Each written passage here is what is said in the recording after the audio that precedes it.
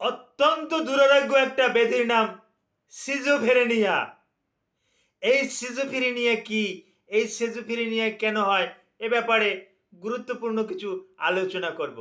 আসসালামু আলাইকুম রহমতুল্লাহি ওয়া বারাকাতুহু। আমি ডাক্তার মীর শহীদুল ইসলাম। আমার চেম্বার শুভেচ্ছা 255, ঐতিহ্যবাহী শেখঘাট, সিলেট। জি, গুগলে গিয়ে ডাক্তার মীর শহীদুল ইসলাম কথাটি লিখে সার্চ দিলে আপনি আমার থেকে আমার সম্পর্কে বিস্তারিত তথ্য জানতে পারবেন। যে দর্শক শ্রোতা, আলোচনা করব সিজোফ্রেনিয়া। আর সিজোফ্রেনিয়া সম্পর্কে আলোচনা করার পূর্বে একটা গুরুত্বপূর্ণ একটা ঘটনা না বললেই না, যেটা 2005 সালে একাধিকবার জাতীয় পত্রিকায়, এমন কোনো পেপার পত্রিকা নাই যেখানে এই সিজোফ্রেনিয়ার এই ভূতের বাড়ির কথাটা না আসছে। বিশেষ করে 2005 সাল হলে আজ থেকে 20 বছর আগে বা 21 বছর আগে যারা একটু জ্ঞানী গুণী ছিলেন তারা কিন্তু এ বিষয়ে কিন্তু দক্ষ। বিশেষ করে মিরপুরের 9 নম্বর ভূতের বাড়ি, 9 নম্বর সেকশনে, হ্যাঁ, বিশেষ করে ভূতের বাড়ির কথা কিন্তু সবাই জানে। এটা 6 নম্বর সেকশনের 9 নম্বর রোডে, মিরপুরে এই ভূতের বাড়িটা কিন্তু অবস্থান। এখানে দুই বোন এখানে বাস করত। দুই বোন, একজন প্রকৌশলী রীতা আর একজন ডক্টর মিতা। এই ডক্টর মিতা কিন্তু একজন পিএইচডি ডিগ্রিধারী ডক্টর, এবং এ কিন্তু সর্বশিক্ষায় শিক্ষিত। এ কিন্তু কানাডাতে এমফিলও করেছেন। তারপরেও সিজোফ্রেনিয়া যখন তাদেরকে ধরেছেন, সিজোফ্রেনিয়ায় কিন্তু তাদের আর ছাড়েন নাই। এ ব্যাপারে একটু আলোচনা করে সিজোফ্রেনিয়ার উপরে আরও কিছু গুরুত্বপূর্ণ আলোচনা করব।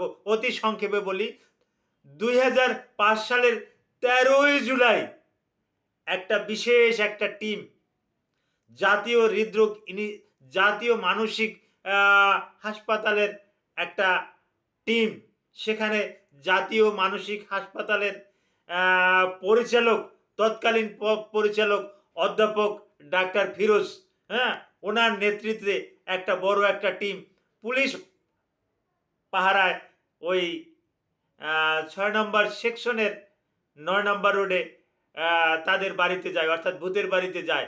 তাদের বাড়িতে যাওয়ার পরেই ওই ডাক্তার মিতা বলে ওঠে, তার কিন্তু ক্লাসমেট অধ্যাপক ডাক্তার ফিরোজ কিন্তু তার ক্লাসমেট, বলে ওঠে, এই ফিরোজ, তুইও কি আসছো আমাদের এই জমিটু নেওয়ার জন্য?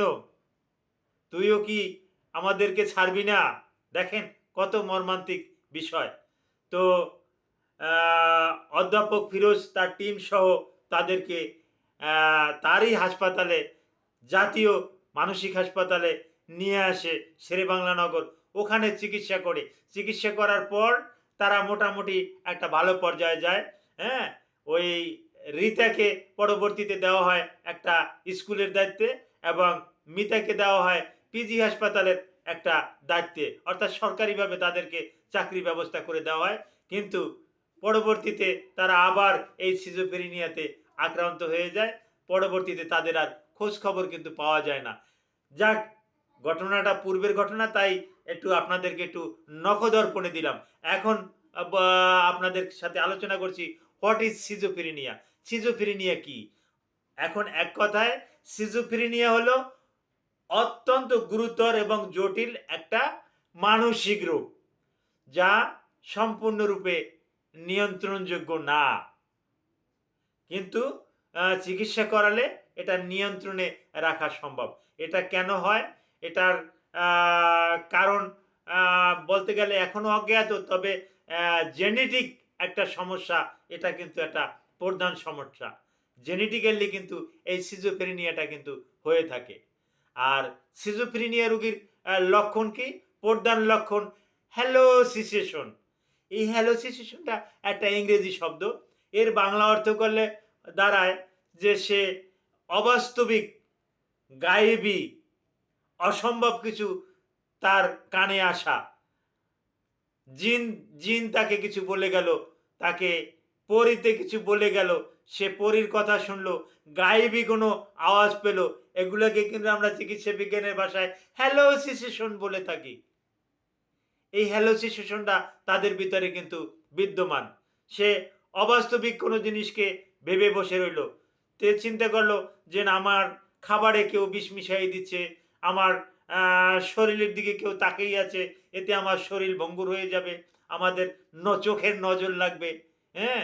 আমার পাশের বাড়ির অমুক ছেলেকে সে পছন্দও করে আছে, তার সাথে একদিন বিয়ে হবে।